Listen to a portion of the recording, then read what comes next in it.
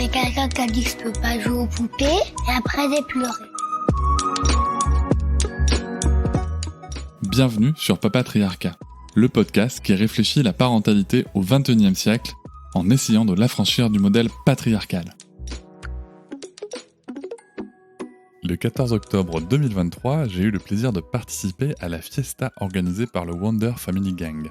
Un événement autour de la parentalité avec bien entendu des ateliers très participatifs, des marques, des boutiques et aussi la possibilité de visionner des documentaires réalisés par la plateforme OnSuzanne. Vous savez, la plateforme qui a été créée par F. Simonet. Sur OnSuzanne, vous pouvez retrouver tout un tas de documentaires engagés féministes sur la parentalité notamment, mais pas que.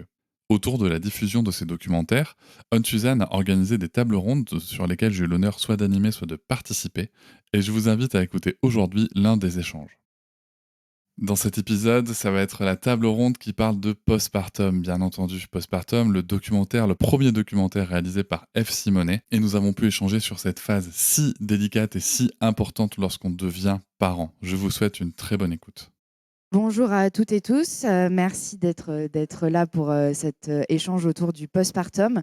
Je m'appelle Judy Kael, je travaille à OnSuzanne, donc la plateforme de documentaires féministes, et je suis une des réalisatrices de Naissance respectée que vous avez peut-être vu ce matin. Très heureuse de participer à cet échange. Merci à tout le monde d'être là.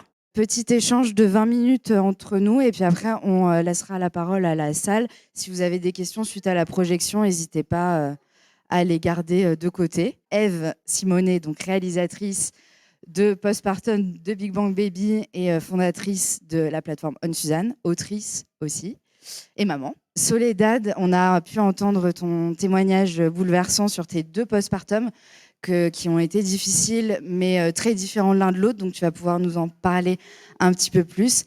Laetitia, merci d'être là. Tu es doula et tu représentes l'association Maman Blues, donc, qui est un espace de parole et de soutien pour les parents en postpartum. Vous donnez des informations et tu vas pouvoir les transmettre ici aussi. Audrey, merci d'être là. Tu es infirmière périnatale. Tu es fondatrice des centres périnataux Happy Mom and Baby au Canada. Tu es également autrice, créatrice de contenu dans lesquels tu partages de l'information et tu vulgarises aussi à destination des parents.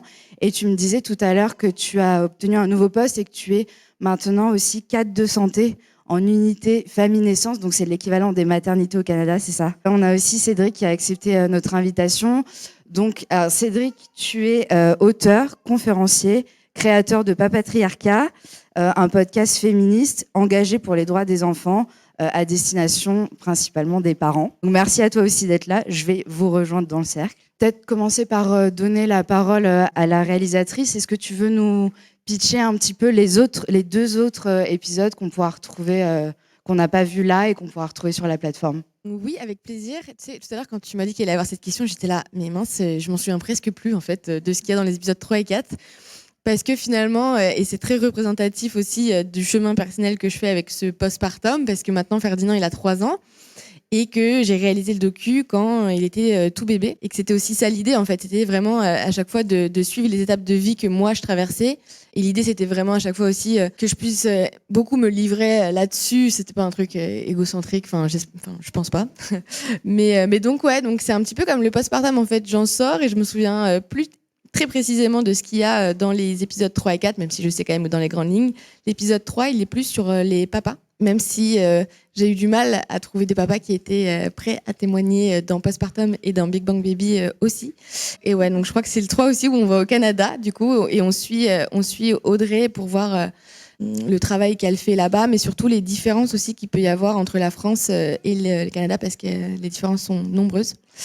Dans le 4, c'est aussi la fin en fait, la fin de mon postpartum immédiat, où je commence à reprendre un petit peu de vie malgré tout, parce que ça s'arrête quand Ferdinand a 18 mois, et où on traite aussi de la question politique. On va voir Adrien Taquet notamment, et où on se pose justement cette question de mais mince, pourquoi le congé maternité en France c'est aussi peu de temps, quelles sont toutes ces problématiques qui rendent la vie difficile aux jeunes mamans et aux jeunes papas. Tu le disais, puis on l'a vu dans le documentaire, ce film, c'est ton histoire. Tu n'étais pas réalisatrice de documentaire avant de devenir maman. Tu t'es lancée dans ce travail fou à un moment où on pourrait se dire que tu avais autre chose à faire, et tu es devenue experte quasiment au même moment, au moment où tu vivais les choses.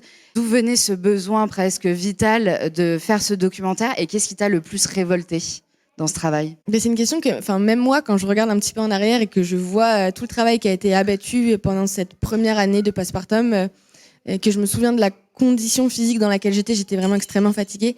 Je me souviens quand j'étais chez toi, Audrey, au Canada, mais je revois les rushs, mais je suis là, mais la meuf, elle va s'endormir pendant qu'elle est en train d'interviewer Audrey, tu vois, je suis comme ça, genre. En plus, avec le décalage horaire, c'était hyper dur. Mais en fait, tout simplement parce que ça a été la seule bouffée d'oxygène que j'avais pendant ce postpartum. Je pense que si j'avais pas fait le documentaire, j'aurais fait une belle grosse dépression postpartum, c'est certain. Et que ça a été mes seuls moments, déjà en fait, où je me retrouvais face à des femmes qui étaient dans la même situation que moi, à des échelles différentes. Donc c'est extrêmement thérapeutique, c'est de la paire et danse. Et ça allait aussi avec mes prises de parole sur Insta, qui elles aussi en fait m'ont énormément aidé à passer ce cap, quoi, à me dire ok, je suis pas seule, ok, ça va aller. Et puis quand j'ai vu aussi le bien que ça a fait ce documentaire, c'est super à la fois gratifiant. Et je pense qu'en fait finalement j'ai canalisé aussi une certaine colère, canalisée ou pas d'ailleurs, plutôt même pas canalisée en fait, ça a plutôt explosé, mais que ça a été extrêmement thérapeutique pour moi, que j'ai aussi trouvé ma voie là-dedans mine de rien. Donc voilà. Et ce qui m'a le plus révolté, si on parle vraiment dans le cadre de postpartum du tournage, ça a été, je pense, ma confrontation avec les politiques français. J'ai rencontré Adrien Taquet dans son ministère et il a été d'une condescendance absolue envers moi, vraiment. Et encore, on montre pas tout dans le documentaire, hein, vraiment. Et surtout, en fait, de voir dans la position dans laquelle lui, il se mettait mais on fait énormément. En gros, c'est très bien ce qu'on fait. Enfin voilà, c'était vraiment une attitude. J'en garde un super mauvais souvenir là de le voir avec son costume, me parler comme ça. À un moment, il me dit quand même que je ne sais pas en gros de quoi je parle. Donc ouais, c'était assez violent. Et du coup, je pense que j'avais déjà pas beaucoup confiance dans les politiques publiques, mais alors là, encore moins. Et puis en ce moment, c'est encore pire. Hein. Limite, je regrette Adrien Taquet, donc c'est pour dire. Oui, la réponse n'est pas du tout adaptée. En plus d'être condescendante, ça n'aide pas. Concrètement, les choses ne sont pas faites pour aider les femmes. Soledad, on a entendu ton témoignage. À chaque fois, c'est bouleversant, vraiment. Ce qui est frappant quand on t'écoute, c'est sur les deux postpartum, c'est vraiment l'aspect physique et l'aspect psychologique qui sont très, très prégnants dans ton témoignage. Est-ce que tu veux bien nous en dire un petit peu plus, peut-être ? Du coup, oui, j'ai vécu 2 postpartums différents. Pour mon premier enfant, qui a maintenant presque 12 ans, ça a été un postpartum direct qui a été assez violent au niveau physique. J'ai eu un accouchement très, très compliqué avec une délivrance qui ne s'est pas réalisée correctement, un curetage manuel suite à une épisio déjà recousue. Donc, je me suis retrouvée du haut de mes 22 ans et de mon premier bébé avec 39 mois de suture. Donc, autant vous dire que les gestes qui semblent normaux, comme éternuer, marcher, monter une marche, j'ai mis 3 mois à les faire sans douleur. Et une prise en charge maternité très, très compliquée parce que, par exemple, pendant 48 heures, on ne m'a pas autorisé ou proposé une douche. J'ai dû attendre que ma grand-mère de 80 ans vienne me la donner, alors que j'étais pleine de sang. Et ça a été vraiment très, très difficile physiquement. Et sur le coup, je pense que je ne me suis pas rendu compte de l'impact psychologique que ça pouvait avoir. Je m'en suis rendu compte 9 ans plus tard en étant enceinte de ma fille, que sûrement c'était un stress post-traumatique où j'ai pas eu des mots professionnels dessus, mais je me suis retrouvée à passer mes 9 mois de grossesse à faire un petit peu mon déroulé de suite de vie à mon conjoint, parce que pour moi j'allais mourir. C'était pas possible de revivre un arrêt cardiaque une deuxième fois, une hémorragie une deuxième fois. Enfin, c'était impossible. J'ai eu un deuxième accouchement plutôt agréable. J'ai accompagné la sortie de ma fille que j'ai récupérée dans mes bras. Enfin, c'était très, très doux et beau. Je me suis dit que c'était sûrement ça, du coup, accoucher dans le bonheur, la joie, la douceur.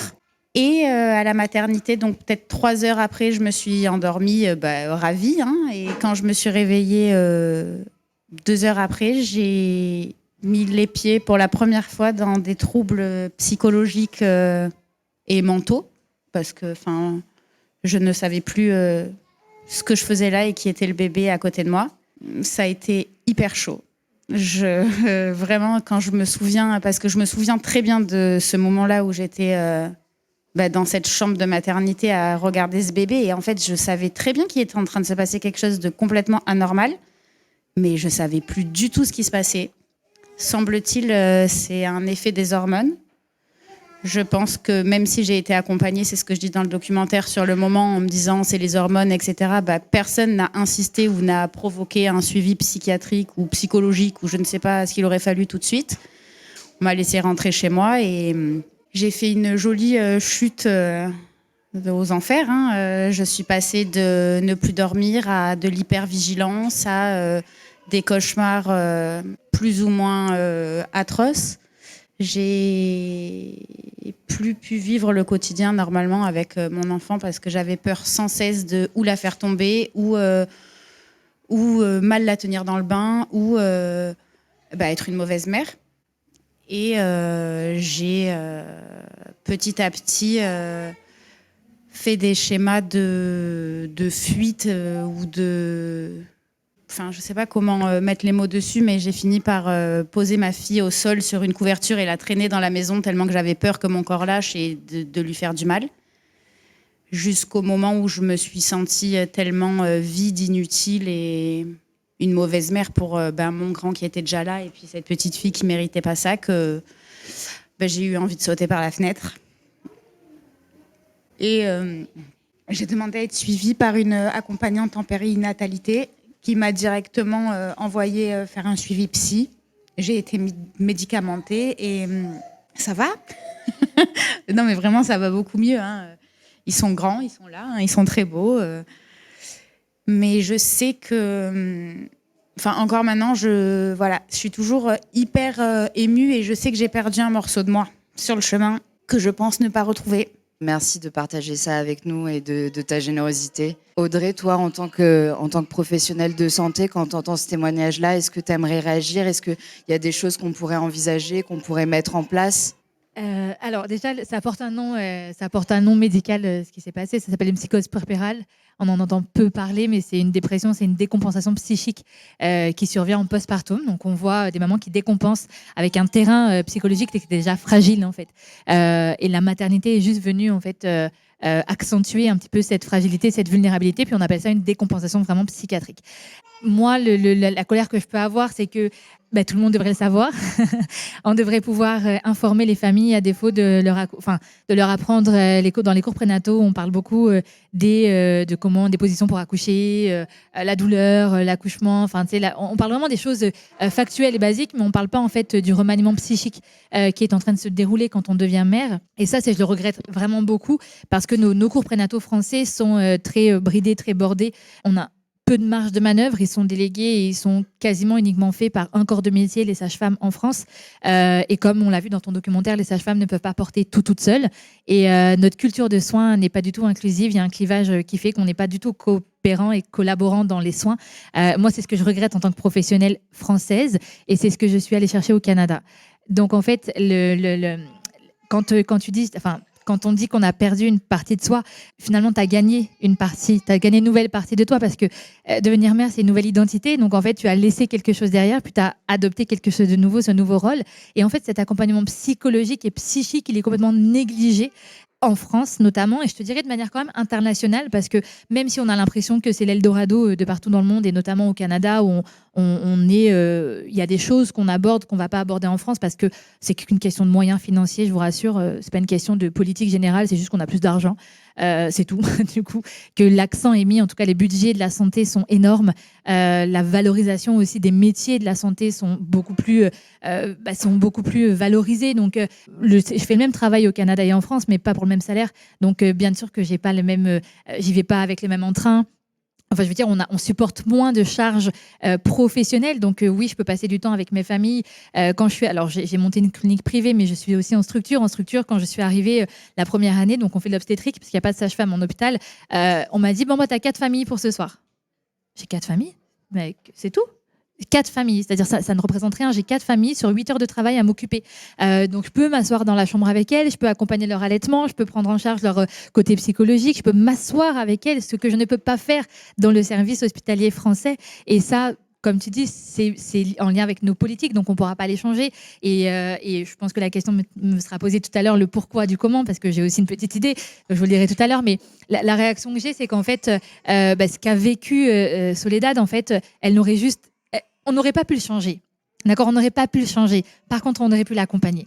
On aurait pu te prendre par la main, t'accompagner, faire un débriefing aussi sur ce que tu as vécu sur ton 39 points de suture, 39, c'est pas anodin, c'est une épisiotomie qui va y avoir effectivement des séquelles derrière. Puis je suis pas sûre qu'on se soit assise avec toi et qu'on t'a expliqué tout ce qu'il y allait avoir derrière, dans la connexion aussi, dans le lien avec son enfant, dans tout ce que tu vas emmagasiner et ça va sauter à un moment donné en fait. Et on t'a pas expliqué non plus que ta base, tes fondations aussi ont un impact sur ce que tu es en train de vivre. On en a parlé avec Eve dans le documentaire ensemble. D'où tu viens en fait va aussi influencer beaucoup ton vécu maternel. Donc ce que j'ai envie de lui dire, c'est je m'excuse au nom de notre société de soins en fait de ne pas avoir réussi à accompagner sereinement maman et à prévenir surtout ce qu'il aurait pu se passer. Mais malheureusement, je pense que les problèmes sont bien plus profonds. Donc on va chercher effectivement les travails comme Eve et comme plein de monde, comme Cédric aussi le fait. On a cette chance d'avoir les réseaux aujourd'hui et de saisir en fait c'est ce moyen de communication pour informer. Et moi, je trouve ça fabuleux. On sent dans ta réponse et aussi dans le documentaire que ça vient de la culture, que c'est vraiment profondément ancré. Et or, on sait que la culture crée des tabous. Et ça m'amène à toi, Laetitia. On sait qu'il y a énormément de confusion autour de l'aspect psychique en postpartum. Tout de suite, on pense, c'est dit dès le début du documentaire aussi, tout de suite, on pense dépression. On confond avec le mammy blues, on confond avec les difficultés maternelles. Est-ce que tu veux bien nous en dire un petit peu plus, nous donner quelques clés pour briser ces tabous, justement ? Oui, alors effectivement, il y a des notions qui sont mélangées. On le voit au début du documentaire, on interroge sur le postpartum. Postpartum, c'est une période de vie qui vient juste après l'accouchement. Là, on a la définition médicale, celle qui va s'étendre jusqu'à 6 à 8 semaines après l'accouchement, jusqu'au retour de couche. Mais en réalité, il y a effectivement d'autres définitions. C'est toute une période de vie et c'est une période d'intégration physique et psychique dans l'identité de mère. Et ça peut prendre effectivement plus ou moins de temps selon les femmes. Donc ça, c'est le postpartum. Et puis ensuite, il y a la dépression du postpartum. Mais la dépression du postpartum, on peut... donc par dépression, on est dans une maladie psychique qu'il va falloir traiter, accompagner, mais avec des médicaments, avec un suivi psychologique. Mais au sein de Maman Blues, on a à cœur aussi de définir ce qu'est la difficulté maternelle, parce que avant d'arriver en dépression, il peut y avoir effectivement dans cet investissement psychique de l'identité de mère après l'accouchement et même pendant le déroulement de la grossesse, des parcours différents selon les femmes. Et donc on englobe dans la difficulté maternelle l'ensemble des difficultés rencontrées dans le lien à mettre en place avec l'enfant et la façon dont on va pouvoir s'investir et se reconnaître dans ce rôle-là. Donc voilà, déjà au niveau des définitions et de la confusion dans l'esprit, postpartum, définition du postpartum, difficulté maternelle de façon beaucoup plus globale. Et puis vous apportez de l'écoute aussi. On sent dans le documentaire que entendre la douleur, entendre l'inquiétude, les angoisses, ça fait aussi partie de l'accompagnement qui est nécessaire. Absolument. Et la première étape, c'est déjà d'entendre et d'écouter et de reconnaître pour que les mères comprennent que d'une part, elles sont pas seules. Et nous, c'est vraiment ce qu'on fait au sein de Maman Blues. Alors, Maman Blues, c'est d'abord un forum à l'origine. Et c'est un forum de femmes qui venaient s'inscrire pour partager et pour pouvoir rompre l'isolement, le silence, la culpabilité, la honte, la solitude, et juste découvrir qu'elles sont loin d'être seules, très loin d'être seules. Donc ça, c'est une première chose. Et puis, au-delà de ce forum, parce qu'à l'origine, c'était un forum, Maman Blues, on est là pour effectivement réorienter les femmes, d'abord les écouter, les entendre, leur proposer ce forum, et puis les réorienter vers des professionnels qui sont sensibilisés à ces questions, parce que tout le monde n'est pas sensibilisé à ces questions, et que quand on se retrouve face à un professionnel de santé qui ne connaît pas la question, on peut continuer d'enfoncer le clou et de se retrouver dans une situation encore plus assombrissante parce qu'on n'est pas entendu et qu'on a le sentiment que finalement le seul problème c'est nous et que ça n'existe pas ailleurs. Et il y a un tabou, on parlait de l'instinct maternel. Alors l'instinct maternel, effectivement, à partir du moment où on part du principe que tout le monde a l'instinct maternel, il ne s'agit plus d'une construction dans l'identité de mère, mais d'une chose qui arrive à un moment donné de façon très identifiée juste après l'accouchement. Et donc comment creuser et comment amplifier encore la culpabilité des mamans qui vont s'enfermer dans le silence et ne pas partager. On peut peut-être revenir après, c'est des sujets difficiles, mais on a vu avec ton témoignage qu'effectivement, il y a un certain nombre de signes et de choses qui peuvent se passer dans l'observation de la dépression, et l'entourage joue un rôle important aussi, dans la façon dont tu peux observer ces éléments. Donc la dépression postpartum, avant tout, c'est une dépression. Donc on a les signes de la dépression, la perte du sommeil, la perte d'appétit, l'irritabilité, les larmes, le désamour de soi, le sentiment d'être en trop, l'envie de fuir. Enfin voilà, la liste est très longue. Et puis après, il y a des signes particuliers, des dépressions postpartum aussi dans le lien avec le bébé, la façon dont on va s'en occuper, le surinvestir avec de l'hypervigilance ou au contraire passer en mode effectivement automatique où on n'est plus qu'un robot et on accomplit les gestes indispensables aux soins du bébé. Tous ces éléments dans le lien au bébé peuvent être aussi observés parfois chez le bébé lui-même, qui va être un bébé soit avec des très gros besoins, ou au contraire qui va se mettre en retrait et qui va fuir le regard de sa mère. Enfin voilà, il y a un certain nombre d'éléments d'observation et qui sont propres aussi à la dépression postpartum et qui permettent aussi à l'entourage de pouvoir identifier un certain nombre de signes qui doivent pouvoir être évoqués avec la mère pour qu'elle puisse elle-même se confier sur ce qu'elle vit et sur ce qu'elle traverse psychiquement. Justement, tu parles de l'entourage, ça me permet de me diriger vers Cédric. Toi, on imagine que ça peut être aussi très déstabilisant pour le coparent d'être témoin de ça. On a bien vu aussi les douleurs physiques, les complications avec l'allaitement, qui viennent rajouter aussi de l'angoisse et de la souffrance. Comment toi, tu l'as vécu, le postpartum? Qu'est-ce que tu donnerais comme conseil aux jeunes papas, aux jeunes coparents, comme soutien à la fois émotionnel et matériel aussi, peut-être? Alors, il y a plusieurs choses là-dedans. Avant de parler de mon expérience, je voudrais juste, puisqu'on a parlé un petit peu de la dépression du postpartum, déjà dire que les pères aussi peuvent faire une dépression du postpartum, c'est important de le savoir, qu'il n'y a pas beaucoup d'études sur le sujet. Une des études les plus probantes aujourd'hui, c'est celle de l'université de Sydney, qui donne un chiffre de 13%. Il y a une estimation entre 13 et 20% des pères qui le font. Par contre, l'étude de Sydney, elle dit quelque chose que je veux vraiment souligner, qui est important, c'est que lorsqu'il y a une dépression du postpartum de la mère, il y a 50% de chances en plus que le père fasse une dépression du postpartum. Ce que je résume par cette phrase, occupons-nous des mères. Occupons-nous des mères, ça va aussi faire du bien au père. La société doit d'abord s'occuper des mères. Ça, c'est vraiment un point que je voulais donner. Alors après, moi, le postpartum, je fais partie de ce 1 à 4% de pères qui ont pris un congé parental. Très clairement, c'est une des plus belles décisions de ma vie. Ça change tout. Ça change tout. Ça a changé tout pour moi. Ça a changé tout pour ma compagne. Parce que moi, j'étais présent, pour te refaire la chronologie, j'étais présent le premier mois, non-stop. Et même un peu avant la naissance, puisque j'étais là. Ma fille est née le 7 juillet. J'étais là le 28 juin. Donc, tu vois, ça a permis de vraiment accompagner, surtout à cause du personnel médical, encore une fois, qui était un peu dur, même très dur. Et je suis retourné travailler 2 semaines, pour différentes raisons. Ça a été un déchirement. Mais ensuite, je suis revenu 2 mois. Et j'étais d'ailleurs tout seul pendant les 2 dernières semaines. Et ça, en fait, mais ça a tout changé. Ça a tout changé pour ma compagne, tu vois. Elle pouvait toujours s'appuyer sur quelqu'un. Pendant les 2 semaines où j'étais pas là, on avait tout verrouillé, tu vois, avec la famille. Mais elle pouvait toujours s'appuyer sur quelqu'un. Le fait que j'ai ce congé parental, tu vois, où vraiment tu restes sur la durée et ensuite tu es en autonomie pendant 2 semaines, juste 2 semaines. Hein. Du coup, elle avait vraiment confiance en moi, tu vois. Comment elle s'appuyer sur toi? Est-ce que tu peux nous donner des exemples, des clés aussi pour les papas? Alors ça va dépendre des différents sujets. Mais déjà, en fait, il y a le fait de simplement être compétent. Alors en plus, elle n'a pas trop le choix de s'appuyer sur moi parce qu'elle a eu une césarienne. Donc, si tu veux, les premières nuits à la maternité, elle ne pouvait pas se lever. Donc c'est moi qui faisais les promenades avec bébé. D'ailleurs, c'était marrant, on était tous là, les papas. Alors, j'étais content parce que je faisais des papas à la nuit. Et tous là avec le petit doigt dans la bouche, tu sais, en mode, oh, putain, Walking Dad, tu vois, on était là, putain, c'est pas possible. C'est dur quand même, dès la première nuit, là. Donc voilà, donc déjà, ça appuie sur moi là-dessus. Et en fait, moi, je veux dire en toute transparence, hein, je l'ai dit tout à l'heure dans la table ronde sur les papas, c'est qu'il y a un truc qu'on doit comprendre, c'est qu'il y a une nouvelle histoire qui se crée. On fait partie de l'histoire, mais on n'a pas à être le héros de l'histoire. Et ça, pour les pères, je pense qu'il y a un vrai sujet en lien avec la masculinité et la construction, si tu veux. Et en fait, le truc, c'est que moi, j'avais envie, tu vois, des fois d'être le héros, c'est-à-dire c'est moi qui donne le bain, c'est moi qui fais du pot à pot, c'est moi qui fais plein de trucs. Il y a des choses où je pouvais rien faire, bah, elle allait, tu vois, enfin, voilà. Mais en fait, j'ai compris surtout une chose, c'est que il n'y a pas besoin d'être dans l'action, forcément. Tu vois ce que je veux dire? C'est qu'on n'est pas là pour donner des solutions, pour être dans l'action.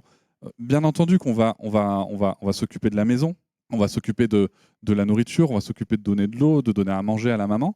Mais en fait, en toute transparence, je m'aperçois que la plupart du temps, c'était juste on était là, ensemble, et ça faisait ça a fait la plupart du taf, quoi.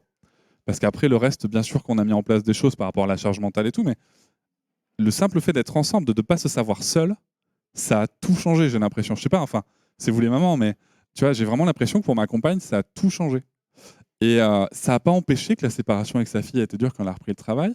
Par contre, ça a empêché que pendant 2 semaines, elle ne le confiait pas à une personne qu'elle ne connaissait pas. C'est con, hein, mais ça change tout. Oui, c'est un soutien, c'est un pilier Exactement. sur lequel s'appuyer. Et en fait, si tu veux, il n'y a pas de... Il y a bien sûr une prise de conscience des actes qu'on doit faire. Donc, je parlais du soutien à l'allaitement, de la répartition de la charge mentale, etc. Il y a comprendre le fait qu'on est acteur du sujet, mais on n'est pas le sujet. Ça, c'est vraiment important, je pense. C'est une posture à adopter aussi. Ouais, mais, Comment on y arrive à cette posture-là alors franchement, je veux te dire un truc. Je sais que c'est con parce que je dis à chaque fois, mais moi j'ai fait une thérapie 5 ans avant d'être papa, mais ça a tout changé. Enfin, ça a tout changé. Et surtout parce que tu te regardes. Déjà, tu sais quoi faire avec tes émotions. Alors que la plupart des mecs, faut pas se mentir, on peut citer Hermione Granger, on a la capacité émotionnelle d'une petite cuillère. Voilà. Et surtout, en plus, tu regardes les choses avec sincérité, quoi. C'est-à-dire, qu'est-ce qui se passe vraiment, de quoi tu as besoin, et surtout, en fait, t'es pas pressé par le temps. Et ça, tu vois, vraiment, c'est pour ça que même le congé paternité de 1 mois, c'est pas assez. Si j'avais eu qu'1 mois, si tu veux, j'aurais eu trop peur de pas tout vivre avec bébé. Tu vois, et je pense que des fois, j'aurais été vraiment relou.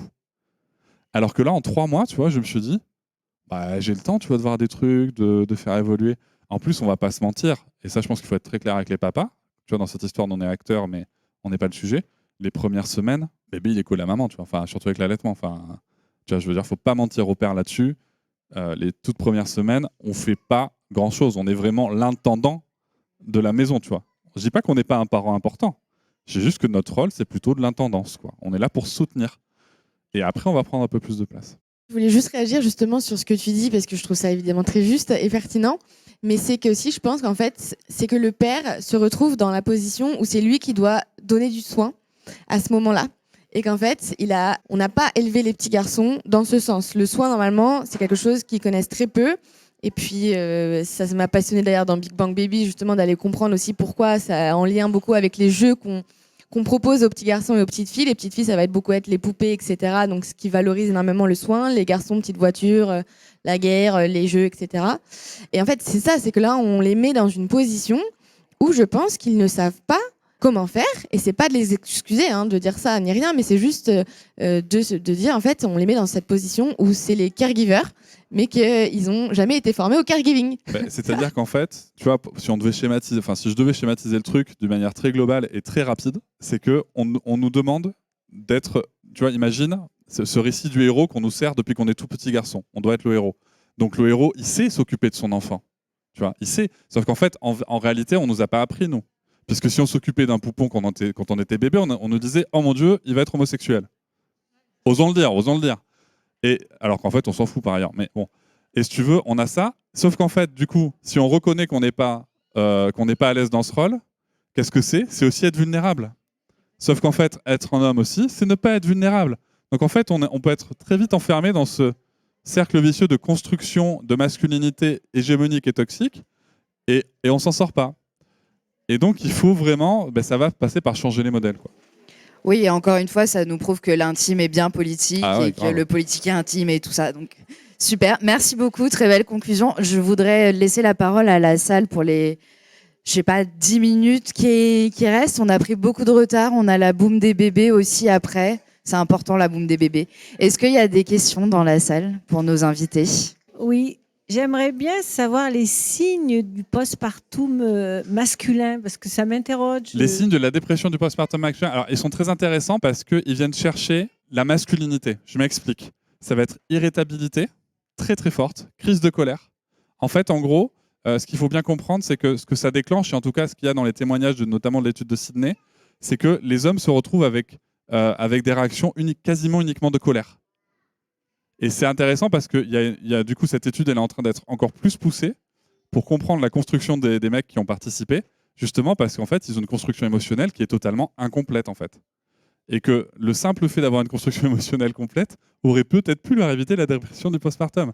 C'est-à-dire qu'en fait, en apprenant pas à nos petits garçons aujourd'hui à gérer leurs émotions, en tout cas à les vivre, plutôt à les vivre, pas à les gérer, on en fait plus tard des humains qui ont un handicap émotionnel.